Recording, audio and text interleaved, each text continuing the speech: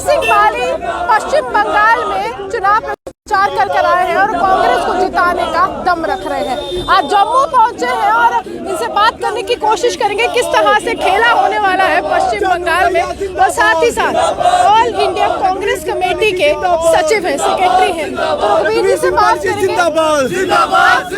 रघुवीर सिंह बाली जिंदाबाद, रघुवीर सिंह बाली जिंदाबाद, जानू भैया जिंदाबाद, जानू भैया जिंदाबाद, हम क्या कर सकते हैं? जानू भैया जिंदाबाद। तैयारियां जो है कांग्रेस कर रही है तमाम राज्यों में जिंदाबाद। देखिए जहाँ पे भी चुनाव हो रहे हैं, जिंदाबाद जिंदाबाद जिंदाबाद। जिन राज्यों में चुनाव हो रहे हैं, कांग्रेस पार्टी पूरी तरह से सशक्त है, पूरी तरह से चुनावों में उतर गई है। और आपको देखने को भी मिल रहा है कि रोज आप देख रहे हैं, चाहे केरला में हो, चाहे तमिलनाडु में हो, चाहे बंगाल में हो, चाहे असम में हो, कि आप प्रचार भी देख रहे हैं, प्रसार भी देख रहे हैं कि रोज ब रोज ये उठता ही चला जाएगा। और मेरे को तो बंगाल की जिम्मेवारी है। कितना खेला होने वाला है वहाँ पर? या किस प्रकार का होने वाला है? अब देखिए, ममता बनर्जी जो खेला बोल रही है वो किसके लिए बोल रही है, और जिनके लिए बोल रही हैं वो उन्होंने पूरे हिंदुस्तान में खेला तो किया ही है। नौजवान त्रस्त है, गरीब परेशान है, जो अपने आप को असहाय महसूस कर रहा है, बुजुर्ग परेशान है, युवा जो नौजवान है। आज आप देख रहे हैं, अगर जम्मू भी आए हैं तो ये ज़रूर नारे ज़रूर लगा रहे हैं, पर कहीं ना कहीं इनके दिल में दुख भी है, रोष भी है भाजपा के प्रति, भाजपा के गलत वादों के प्रति, जो भाजपा ने झूठ बोला और जो जुमले बोले उनके प्रति। कहीं ना कहीं नौजवान, बुजुर्ग, माता, ये महिला जो खड़ी हैं, ये भी त्रस्त है, क्योंकि अच्छे दिन किसी के नहीं आए। अच्छा, जो चोट लगी है रघुवीर जी, जो चोट लगी है, वोटरों का मेला लगने वाला है वोटिंग सेंटर पर ममता बनर्जी के लिए। देखिए, कहीं ना कहीं चोट का क्या प्रभाव होगा वो तो वोट बताएंगे। चोट का प्रभाव अभी नहीं पता चल सकता, पर इतना ज़रूर है कि आज के दिन में चोट की चर्चा जरूर है। यहाँ पर अगर मैं कहूँ, गुलाम नबी आज़ाद साहब के लिए बहुत चर्चा हुई थी। आप पश्चिम बंगाल से भी होकर आए, कुछ ऐसे नेता थे जिन्होंने उनके खिलाफ प्रचार भी किया था, प्रदर्शन भी किए थे, लेकिन एक ऐसा यहाँ पर गठन भी सामने हुआ, सामने बहुत से लोग आए जो उनके समर्थन में। उन लोगों को कुछ कहना चाहते हैं जो गुलाम नबी आज़ाद साहब के खिलाफ हो चुके, जो गुलाम नबी साहब के खिलाफ हो चुके हैं? देखिए, गुलाम नबी साहब इस टाइम कांग्रेस पार्टी में है, कांग्रेस पार्टी में कांग्रेस पार्टी के वरिष्ठ नेता रहे हैं, तो उनको भी जो बात करनी है वो अपने हिसाब से हम सब के दिल को जान के करनी है। लेकिन वो एक ऐसा समय था रघुवीर जी जब परिवार की कलह सबके समक्ष आ गई और कहा गया कि कांग्रेस कमजोर हो रही है। क्या इस तरह से कांग्रेस कमजोर हो रही है? परिवार की कलह मैं नहीं मानता। मुझे लगता है निसंदेह उनके विचार अलग होंगे, कई बार विचार दिल में अलग होते हैं, पर भावनात्मक तौर से कई बार आप कुछ बोल जाते हो। मैं निसंदेह इस चीज़ को मानता हूँ कि गुलाम नबी जी बहुत मजे हुए खिलाड़ी हैं, और कांग्रेस में, गांधी परिवार में उनकी आस्था जो है वो हमेशा रही है, जिस तरह हम सब की आस्था है। और गुलाम नबी जी ने जो कहा वो उनकी भावनात्मक एक क्षण की, एक पल की ज़रूर बात होगी, पर मुझे लगता है कि आने वाले दिनों में आप सुनेंगे। हम जम्मू में एक ऐसा समय देख रहे हैं कि लगातार इतना प्रदर्शन जो था,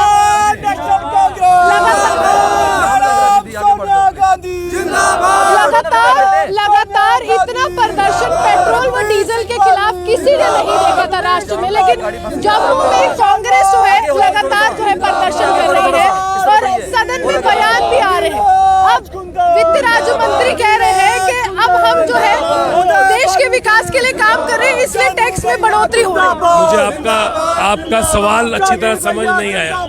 वित्त राज्य मंत्री अनुराग ठाकुर सदन में कह रहे हैं कि विकास के लिए हम टैक्स बढ़ा रहे हैं, चाहे राज्यों का हो चाहे केंद्र का हो, जो पेट्रोल व डीजल पर लग रहा है। देखिए, अनुराग ठाकुर जी को मेरे से बेहतर कोई नहीं जानता। अनुराग ठाकुर जी उसी राज्य के हैं जिस राज्य का मैं हूँ।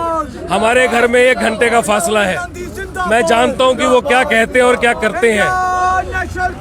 आज के क्षण में अनुराग ठाकुर जी को दीपेंद्र हुड्डा जी ने पार्लियामेंट में उनके सभी सवालों का उत्तर दे चुके हैं।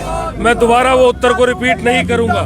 पर मैं इतना जरूर बोलना चाहूंगा आपको, इतना जरूर बोलना चाहूंगा आपको, इतना जरूर बताना चाहूंगा कि अनुराग जी की किसी भी बात को सीरियस लेने की जरूरत नहीं है। लेकिन वो केंद्रीय मंत्री है, सीरियसली कैसे देखिए नहीं, केंद्रीय मंत्री बहुत सारे लोग होते हैं जो बातें अगर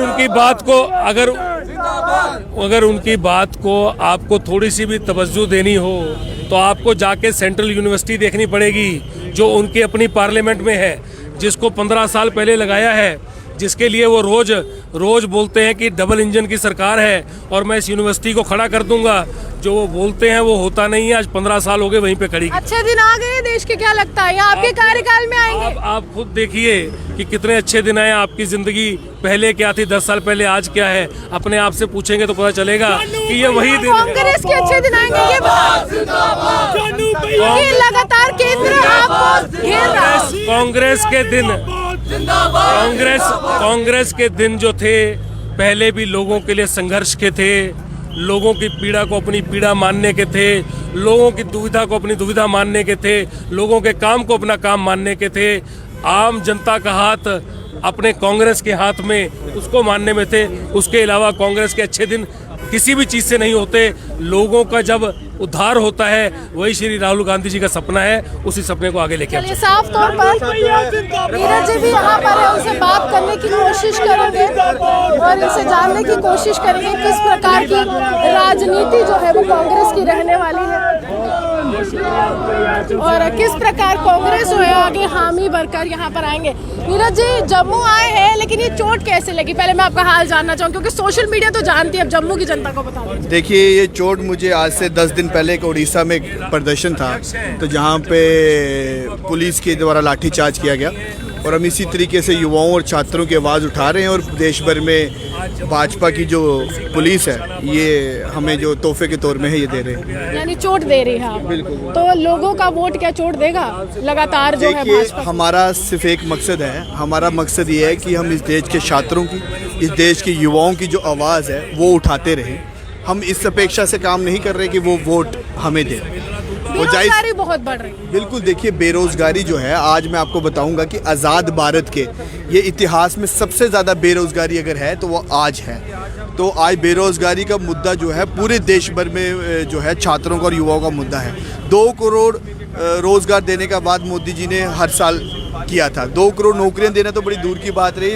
अनप्लान तरीके से जीएसटी, अनप्लान तरीके से डिमोनेटाइजेशन ने लाखों रोजगार लेने का काम जो है वो जरूर। निर्मला सीतारमण कह रही कि जीएसटी के दायरे में लाने का कोई प्रस्ताव ही नहीं है पेट्रोल व डीजल को। कितना नुकसान उठाना पड़ सकता है आम इंसान को? देखिए, अभी भी आम इंसान पेट्रोल और डीजल का जो नुकसान उठा रहा है, मैं आपको बताना चाहूँगा पेट्रोल और डीजल के अभी कच्चे तेल की जो कीमतें हैं वो अंतर्राष्ट्रीय मार्केट में कम है।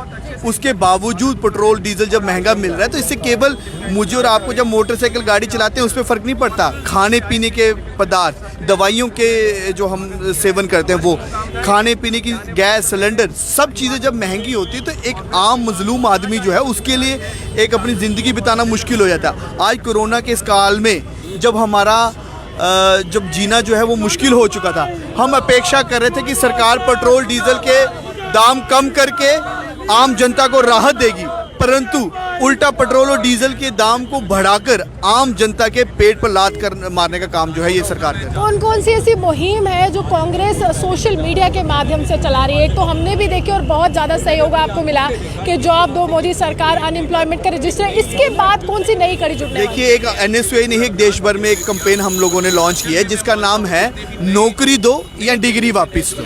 उसका हम यही संदेश जो है अपने माननीय प्रधानमंत्री जी को डिग्रियां बेच के देश के छात्रों की भेजना चाहते हैं कि इस देश का जो छात्र है वो योग्य है, उसके पास योग्यता है, उसके पास डिग्री है, परंतु उसके पास डिग्री नहीं है। तो हम इसलिए डिग्रियां उनको भेज रहे हैं कि ताकि उनकी वो गहरी नींद में, जिस नींद में वो सोए, उनको लग रहा होगा कि इस देश के जो छात्र हैं उनके पास डिग्रियां ही नहीं है, उनके पास योग्यता ही नहीं है, शायद तभी वो नौकरी। आप एक ऐसे शख्स हैं जो राहुल गांधी व सोनिया गांधी से संपर्क में रहते हैं। कोई भी नीति बनानी हो, आप पार्टी की तमाम कार्यकारिणी से बैठक करते हैं, उसके बाद बात करते हैं।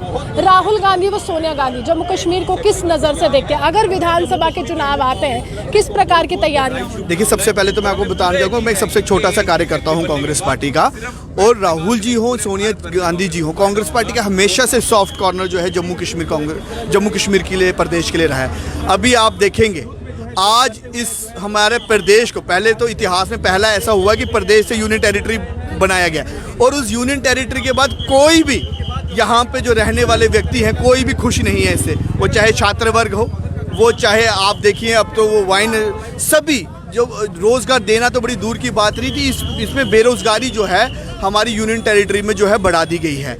और इसी के लिए आने वाले टाइम में मैं आपको बताना चाहूँगा कि राहुल जी खुद जम्मू कश्मीर का पूरा दौरा करेंगे, हम युवाओं की जो बात है वो सुनेंगे, और उसको जो है लोगों को ये मलाल था कि लोकसभा चुनाव में कोई भी बड़ा नेता जम्मू कश्मीर में नहीं आया, जबकि कांग्रेस लगातार ये कहती रही कि चुनाव कहीं ना कहीं हमारे अस्तित्व की बात है, लेकिन भाजपा के केंद्रीय मंत्री तक पहुंच गए, डीडीसी चुनाव तक पहुंच गए, आपके नेता जम्मू कश्मीर क्यों नहीं आ पाए? देखिए, ऐसा नहीं कह सकते कि पर्टिकुलर आप नहीं बोल सकते, बीच में बड़े नेता आए भी, और बीच में कुछ एक दो बारी नेताओं का जो कार्यक्रम लगा हुआ कैंसिल हो गया। ये कई बारी जब इलेक्शन चुनाव पीक पे होते हैं, और खासकर लोकसभा जैसे बड़ा चुनाव होता है, तो उसको देख के ऐसा हो सकता है। लेकिन अगर आपको कंपेयर ही करना है, भाजपा अब केंद्र में है, आप एक सर्वे करवा लीजिए, आम लोगों के पास जाके बोलिए कि बताइए आप इस राज्य में खुश हैं, और एक सर्वे तब करा लीजिए कि जब मनमोहन सिंह जी प्रधानमंत्री थे, तो मैं आपको दावे से लिख के दे सकता हूँ। यूपीए वर्सेस एनडीए कर ले। बिल्कुल बिल्कुल, यूपीए वर्सेस आप एनडीए कर लीजिए, तो आपको हमेशा यूपीए के नंबर मिलेंगे।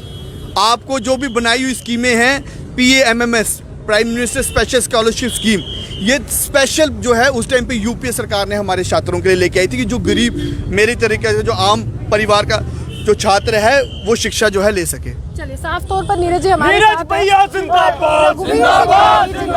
प्रभारी बनाया गया है पश्चिम बंगाल चुनाव के लिए।